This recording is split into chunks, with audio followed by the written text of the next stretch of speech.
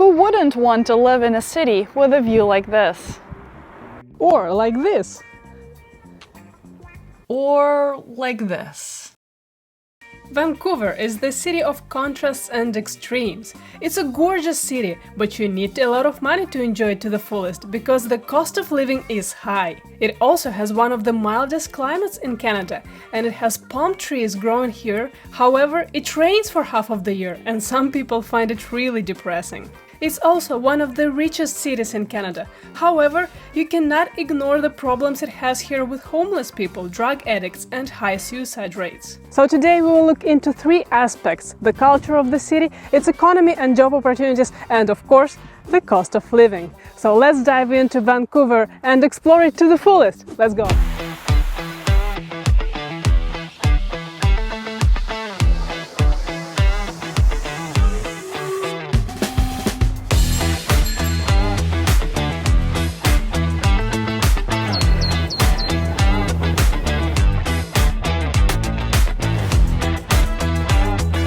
That you notice the moment you walk out of the Vancouver airport is the air. The fresh, warm oceanic breeze with hints of pine trees and flowers fill your lungs. And the gorgeous alpine views take your breath away. That's how Vancouver welcomes you, and we must admit it definitely sets the tone. Once you land in Vancouver, one of the things that you instantly notice is how green everything is. And instead of wooden or stone or metal fences, people use live green fences here of all shapes and sizes. Isn't it wonderful? I think it's perfect. I love it. Vancouver is the biggest city in British Columbia, and it's the third largest in all of Canada. But don't mix it up with Vancouver Island. That's a separate island just west of the city, and it's more wild, with some cute towns to visit someday. Vancouver is also considered to be one of the most remote and isolated cities, since it's tucked in the upper left corner of the map. The flights from here to any location are long and expensive. But you can have non-stop flights to some Asian countries too. The area of Vancouver has been inhabited for thousands of years, long before any Europeans stepped foot on this soil. Interestingly, some of the most recent evidence shows that some of the native people arrived to Vancouver straight from my homeland, Siberia. A more modern and colonized history of Vancouver began in 1800s, when Simon Fraser, an explorer and fur trader, arrived here thinking it was Colombia. He got a little wrong, but that mistake still influences the city today.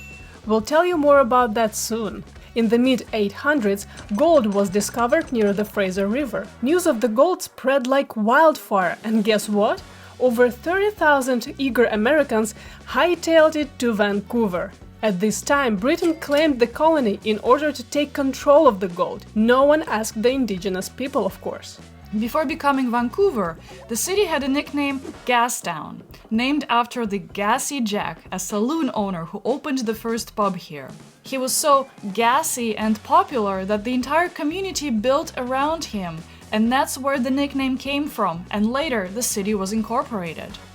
The city quickly grew and became a major economic hub due to its strategic location on the Pacific coast. Vancouver's natural harbor played a crucial role in trade and transportation, attracting settlers from all over the world. The city of Vancouver was incorporated again on April 6, 1886, the same year that the first transcontinental train arrived and named after Royal Navy Captain George Vancouver. Today, Gastown is a prime tourist attraction with many cafes, shops, restaurants and points of interest like the steam clock, and constant presence of homeless people and smell of pee and garbage. But before we get there, let's talk about the climate. If you've ever researched Vancouver, you probably know that this city has the mildest climate in the whole Canada, which draws many people here, especially those who are afraid of -40 temperatures in winter. And the climate of Vancouver is its bliss and its curse. Yes, it's warm here. Water test.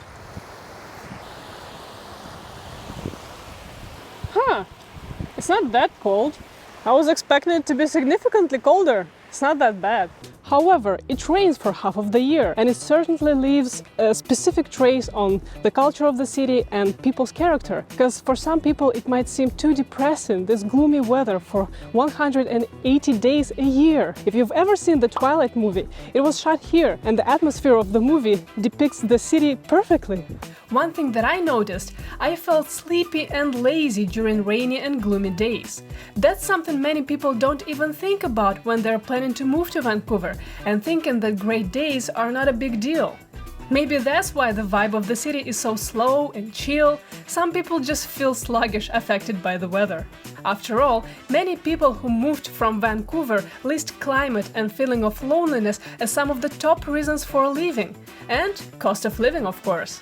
Thanks to warm and humid climate, the variety of vegetation and greenery here in Vancouver is just spectacular. And if you ever want to see the sunshine in winter, you can just go to the mountains and be above the clouds.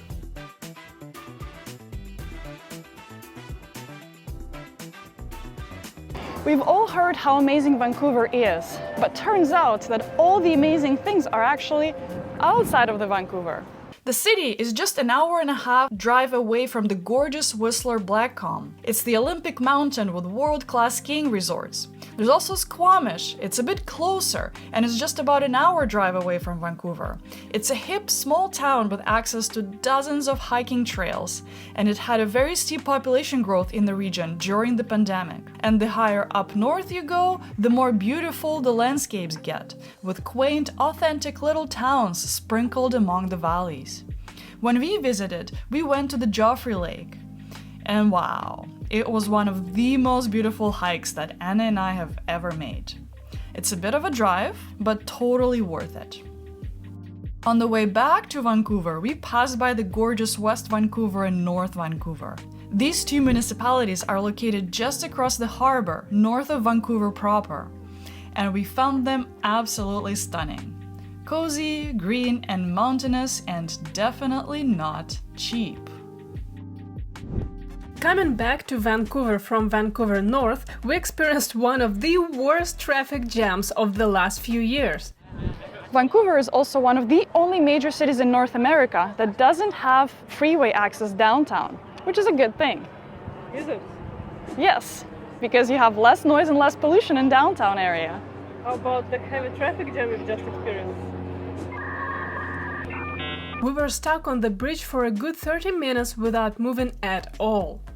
See, there are only two ways to get to Vancouver if you're coming from the Great Outdoors: Iron Workers Bridge on the east and the Lionsgate Bridge, which is pretty much a two-lane bridge connecting North Shore to downtown Vancouver. The positive in all this is that Vancouver is one of the few North American cities that doesn't have a highway access to downtown. It is one of the many signs of how green the city is. In addition to this, over 95% of the city's energy is supplied by renewable energy, mostly hydropower.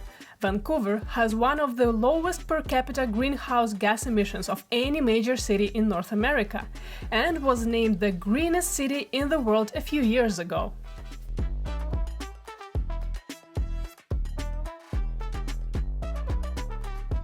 Stanley Park is one of the largest parks in North America, and is in fact larger than the New York City Central Park. What makes this park so special is not just its mere size, but also its origin. Unlike majority of North American urban parks, Stanley Park is not the creation of a landscape architect, but rather the evolution of the forest across the years. It is a paradise in the city that makes you feel like you're away from the city, for the most part. Everything seems wonderful, but I wish I could just get rid of this plane and the noisy motor sound and erase all these tanker ships. We spent about half a day there enjoying the scenery and hiking. The location of the city shapes its economy, and thanks to the proximity to Asia and the United States, Vancouver is the primary hub for trade with Asian countries and the US. Port of Vancouver is the largest in Canada and is the third largest in the whole North America in terms of the total tonnage moved in and out of the port. It trades approximately 300 billion in goods with more than 170 trading economies. That's more than $8,000 for every single person living in Canada. That makes the waters around Vancouver busy, and the roads too. Looking at Vancouver GDP, its main industries are no different from most large cities in Canada: finance, construction, manufacturing, logistics, and warehousing. Blah blah blah. Yeah, I know, it's boring. But there's the fun part. Where are the trends? Well, first, Vancouver was the fastest growing city for tech employment in the entire North America, with a total of 9% of total Vancouver metro jobs being technology jobs. Amazon, Microsoft, Intel, Electronic Arts, Salesforce, and many other top-tier tech companies have chosen to headquarter in here. Vancouver also attracts many VFX and animation professionals to the city, since it's been named #1 VFX animation hub in the world by Variety magazine, and is home to 170 game studios, including some of the world's largest. Vancouver is a superstar in the movie industry, just like Ryan Reynolds, who was actually born here. It has been nicknamed the Hollywood North, ranking 3rd in the film and TV production in North America. If you talk to cinematographers, you will often hear them say that Vancouver is the city that never plays itself in movies. It's played Chicago, Miami, LA, San Francisco, New York, and even Mumbai and Tokyo. All three of the trendy industries are paying really well in Vancouver, well over 6 digits, while the median household income in Metro Vancouver area remains underwhelming at $90,000. In fact, Vancouver's average income lags behind Toronto, Calgary, and Ottawa. It's not great news for a city that's dubbed the most expensive city in Canada, with impossible real estate prices. But hey, at least you have mountains and the ocean. Vancouver is a melting pot of cultures with a vibrant and multicultural atmosphere. More than a half of its residents have the first language other than English. The city has also the highest proportion of Asians per capita of any North American city. Vancouver's historic Chinatown is one of the largest in North America. But it wasn't all stars and rainbows historically. In fact, Asian population faced some aggressive discrimination in the late 19th and early 20th century. Thousands of Chinese laborers arrived in Vancouver to build the Canadian Pacific Railway. In response to that, Canadian government passed a Chinese Exclusion Act, imposing a head tax on and effectively heavily restricting Chinese immigration to Canada. The anti-Chinese immigration practices remained in place up until 1947. Today, Chinese people make up the largest ethnic group, at nearly 30% of the city's population. Today, Vancouver is one of the most diverse cities in Canada, but it wasn't always the case. The West Vancouver, for instance, was a very exclusive, elite, white community in the early 19th century. In fact, to become a resident in this neighborhood, you had to show your British passport. Today, the West Vancouver is considered one of the most expensive and the most elite neighborhoods in Canada. And you can definitely see that today, driving around West and North Vancouver. The wealth of residents is definitely noticeable in the height of the fences and the size of the properties. I mean, look at these views. In fact, West and North Vancouver are known as some of the wealthiest neighborhoods in Canada, with an average household income triple, if not quadruple, of the Vancouver average. Let's come back to Vancouver though, and more specifically, downtown Vancouver. When we were in Gastown, we accidentally wandered further east a little bit and instantly regretted it. We ended up in the downtown east side, specifically East Hastings Street. It used to be a bustling and working-class area, but it experienced economic decline. Businesses closed, working men lost jobs, and many ended up on streets. Things got even worse after 1980s when mental health public funding was shut down, and many simply could not receive mental health support. The rise of heroin in the 90s made things only worse. In the 1980s, the neighborhood witnessed an influx of vulnerable individuals, many of whom struggled with mental health illness and drug addiction. They settled in this area because of low-income housing options available. Downtown Eastside is one of Canada's poorest neighborhoods and is notorious for high rates of crime, violence, homelessness, HIV, illicit drug use, and prevalent sex industry. The downtown east side is also home to North America's first safe injection site, opened in 2003. It is a scary place to be in, and it's just 1 block away from the trendy gas town, so stay alert when you're there and don't wander off too far. So, how expensive is the most expensive city in Canada? For starters, on average, everything in the city is at least 10% more expensive than in Toronto, all while average income is 10% lower than in Toronto. Renting a studio will come up to around $2,500 per month, while a 2-bedroom apartment in a good neighborhood will cost around $3,700. Vancouver has continuously made the top 5 list of the most expensive real estate markets in the entire world. An average home price in Greater Vancouver area is now hovering around $1.2 million. For comparison, Seattle is just over 2 hours drive south from Vancouver across the American border, and its average home price is $800,000. Two cities with 200 kilometers apart and 50% difference in home prices. Unbelievable, isn't it?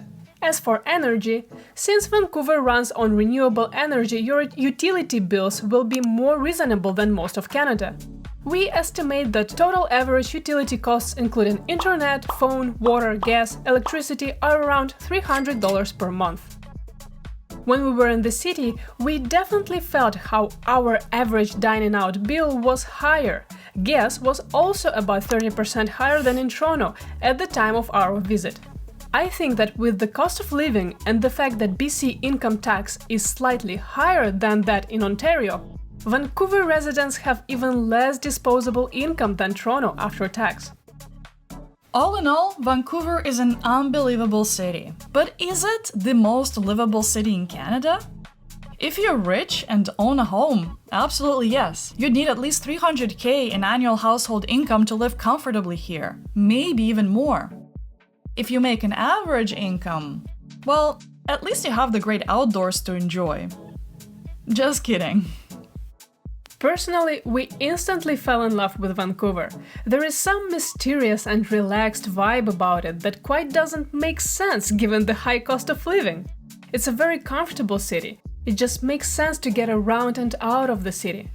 I would call it a great retirement city of Canada, with a warm climate, if you don't mind the rain, great infrastructure and just breathtaking outdoors just an hour away. But here's what we're wondering. Smaller towns around Vancouver are just as wonderful, but more affordable. Vancouver is like a dreamland, but there are also hidden treasures nearby, you just need to look for them. Thank you a lot for watching. Share this video with a friend and let us know your thoughts about Vancouver.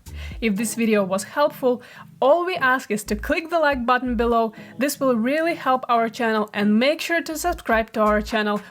See you next time. Take care.